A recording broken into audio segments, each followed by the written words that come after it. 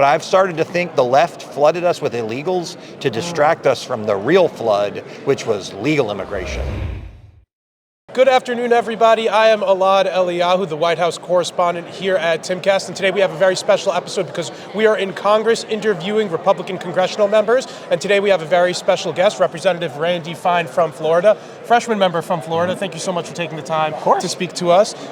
We have a long range of topics that I wanted to get into, so I wanted to hop right into it. And this is coming on the heels of news from last weekend about how 2 National Guardsmen were shot outside of the White House. I wanted to get their names because one was already announced killed. That's Sarah Beckstrom from West Virginia, and now Andrew Wolf, who is currently in critical condition.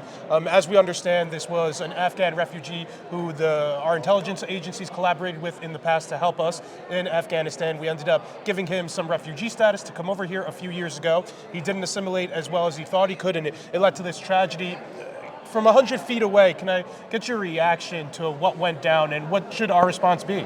Well, it's disgraceful. Look, we let a Muslim terrorist into this country, and he engaged in Muslim terrorism. I think we have to ask ourselves, how many Americans are we going to let die by Muslim terrorists before we do something about it? This guy shouldn't have been here. And the biggest problem we have with all this is people talk about, well, vetting. The whole idea of vetting is a lie. You can't know what's in someone's heart, and you can't know what's in someone's mind. And so if we should not be importing people from countries that hate America, saying, oh, they don't have a criminal record, therefore they're going to be fine. That doesn't tell us what's in their soul. And so we need to lock down our borders. President Trump's done a great job on illegal immigration, but I've started to think the left flooded us with illegals to distract us from the real flood, which was legal immigration.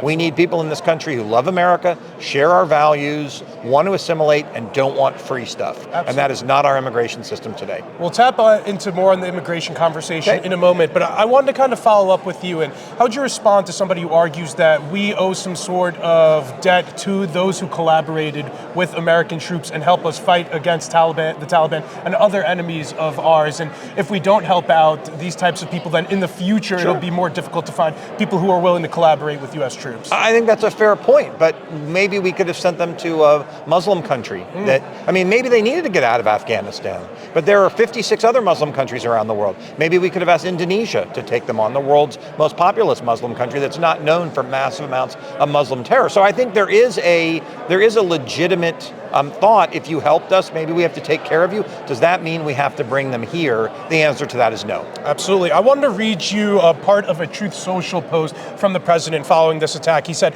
"I will permanently pause migration from third world countries to allow the U.S. system to fully recover. Only reverse migration can fully cure this situation." Can I get your reaction to that? And this kind of touches on the legal and illegal immigration topic that we were mentioning earlier. Well, that Truth Social post may be the most consequential of his presidency to deal with the greatest challenge facing us in our country, which is immigration. Let me be clear. So we've talked about illegal. We're talking about legal. People who come to this country, and look at New York. Zohran Mamdani got blown out in the election by natural-born New Yorkers. People who were born here, whether they were Republican, Democrat, black, white, Asian, Hispanic. It was people who just arrived who elected him. Now, if the people showing up in your country, they should be voting the same as the people who are already here. Whether they're liberal or conservative, it should mimic that. And if you're not, it means you're bringing in people who are changing the complex of your country. That's not the purpose of immigration. Our immigration system right now is filled with people who hate America, who do not share our values and want to change it, who do not seek to assimilate, look at Dearborn, Michigan, and want free stuff. That is a recipe for disaster. And so we need immigrants, if we're going to have them at all, who love America, share our values, want to become part of the American melting pot, and don't want anything for free. If you come here for freedom and opportunity, I'm willing to have that discussion. If you say, I love America. If you come here for free stuff, stay at home. Absolutely. And the president also mentioned that he wanted to end or permanently pause. It was all visas from Afghanistan. Yeah. I'm looking at a Wall Street Journal editorial that says Afghan refugees shouldn't be blamed for the violent act of one man. Collective punishment of all Afghans in the U.S. won't make America safer, and it might embitter more people against the United States. What's your response to that kind of sentiment? You know, the same sort of people who write that say that it's better that 100 people go free from prison than one one innocent person be held in prison? How many Americans are they willing to sacrifice on the altar of suicidal empathy? My answer is none. Absolutely. Now I wanted to pivot to legal immigration. I feel like this is one of those issues that's actually been one of the things dividing parts of the Republican Party, particularly H-1B visas. We have roughly 700,000 active H-1B visas currently in our country. About 70% of them are Indians, and it's predominantly disproportionately in the tech industry. Some parts of the tech industry support the president. I know Vivek Ramaswamy, Elon Musk have said positive things about H-1B visas in the past. Other people in the MAGA movement have said this undercuts American workers. What's your reaction to all this H-1B stuff? This is legal immigration that's still having unintended consequences for the American workers. Well, here's what I think. I think there's a lot of problems in the program. If you have a specialized job, some sort of super specific programming job, and there's not an American to do that job, and your company can't exist without it, and that person's in India, I don't know that we should force your company to close. But here's the issue. You shouldn't import Indians to undercut American wages. And that is what is happening. And that is wrong, and that has to be stopped. I understand that the H-1B visas are supposed to be for specialty work. Correct. But it seems as though more often than not, I agree. It seems to be people, are Americans incapable of filling most of these positions? I think Americans could probably fill many of them. I have many peers in New York in the tech industry. Absolutely. Who feel as though they are getting undercut.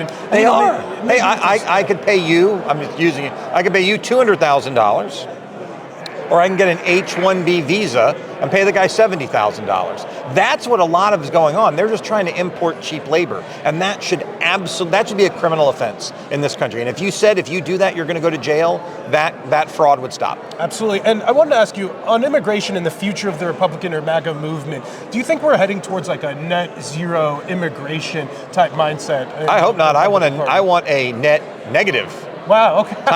No. So net zero is a failure. There are tens of millions of people in this country that need to go home. You know, the number one issue facing voters right now is affordability. The number two that I hear about is immigration. And the two are intricately linked. When you have 30, 40, 50 million people in your country who shouldn't be here, that drives up the cost of housing.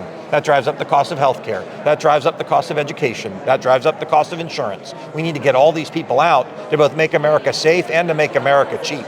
It's a big deal, and I'm all in. Deport them all. Absolutely. I wanted to pivot to another topic that's been in the news recently, and the Trump administration's been busying themselves with, and that's dealing with the drug cartels in Venezuela and preventing the flow of drugs. They have called the Maduro regime illegitimate and narco-terrorists, and they've been bombing boats out of the water. Can I get your reaction? What do you think about the administration's actions so far in the waters around Venezuela? Well, let me clarify one thing. I believe it is generally a consensus from Democrats and Republicans that the Maduro regime is illegitimate. I think that is not in dispute. Some of the left doesn't like, they want to make drugs great again, apparently, and say, bring them all in. Oh gosh, God forbid we hurt a drug dealer. Look, I support President Trump. He's trying to keep America safe, bombs away. Should Congress have any say in the military actions that they are pursuing on the, we always do. Coast of We have oversight, but here's the deal. For me, I trust Donald J. Trump. I trust him. He's never let me down. I trust his judgment. So I don't feel a lot of need to pick apart while he's doing.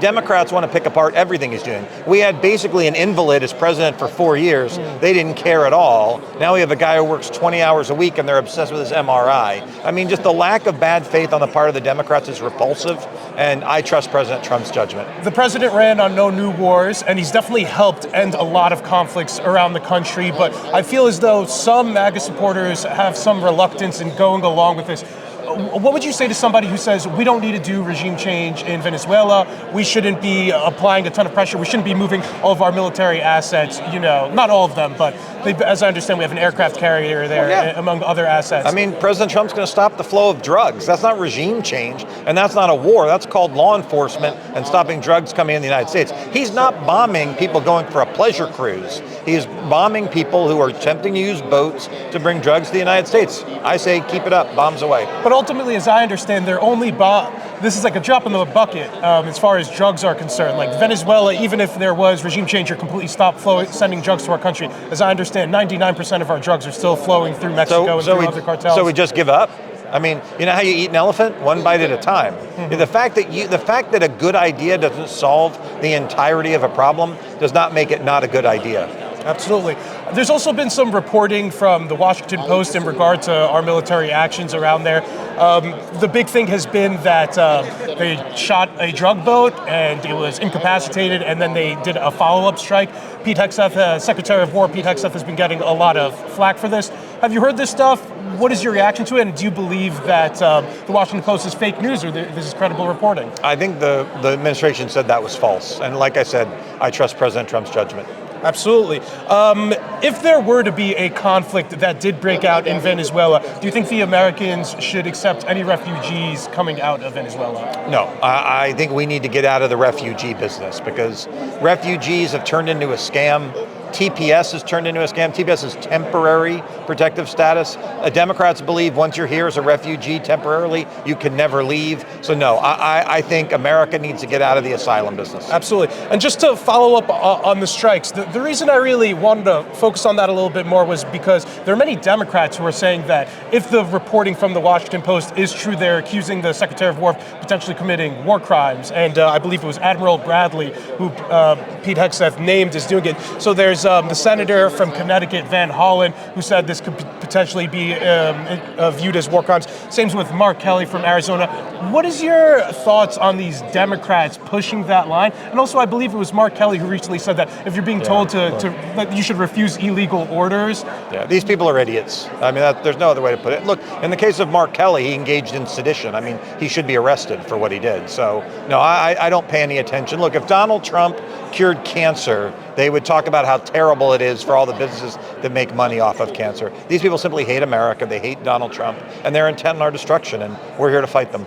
Absolutely. One last topic that I wanted to hit on is that I don't know if it's everybody, but definitely people on the right feel as though it's open season on them. We're coming off the heels of Charlie Kirk being murdered in cold blood, and then there's these other two National Guardsmen. It's right-wing coded. It seems as though law enforcement people are willing to say that ICE are Gestapo. In the case of Tim Walz, is the common line among the Democrats. I just wanted to get, what's your reaction to those who feel as though it is open season on those on the right, and particularly on Charlie Kirk's passing recently?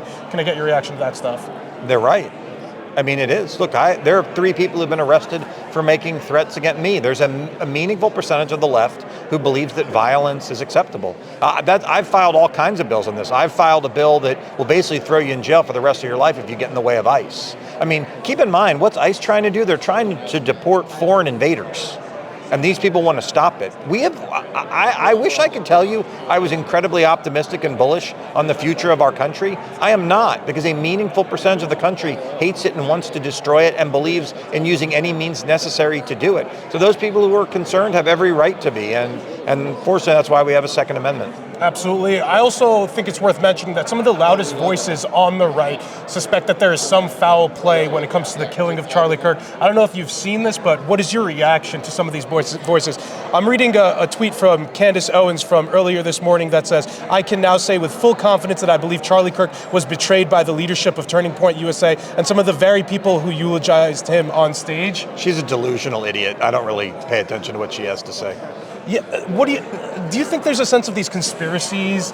Well, yeah, look, like people, on the right it's not on the right. Conspiracy theories are everywhere. I think people try to telegraph things onto things that aren't the case. I mean, what happened to Charlie, it's a horrible story, but someone who was radicalized into transgender stuff went nuts and shot him. I mean, the story in and of itself is terrible enough. I don't think we have to make up wacko conspiracy theories in order to do it. But I think it is justified that people feel concerned about what happened to Charlie Kirk. It was terrible. Absolutely. And just to wrap it up, a few of the themes that we mentioned are things that I believe are dividing the Republican Party. So the Charlie Kirk stuff, I feel as though, is dividing the Republican Party. H-1B visas, and that, I believe, is dividing the party in parts. Israel has been a very inflammatory issue. How do you think the right wing in MAGA can work to overcome the divisions currently within the coalition? Well, we have to stop listening to the foreign influence funded division. You know, there was a big thing a couple weeks ago when Elon released where X accounts were coming from. And we learned that all of these groups that were causing problems in MAGA, a huge number of them weren't American. We've seen this on a lot of the anti-Semitism stuff. They're from Pakistan and Saudi Arabia. Most of this division is not organic. It is fueled by paid actors, whether it's Qatar or it's frankly China that just wants to divide us from within. We need to reject it. I think we're a lot more unified than people believe. Absolutely. Representative Randy Fine, thank you so much for taking the time. I greatly appreciate it. Of course, anytime. Thank you.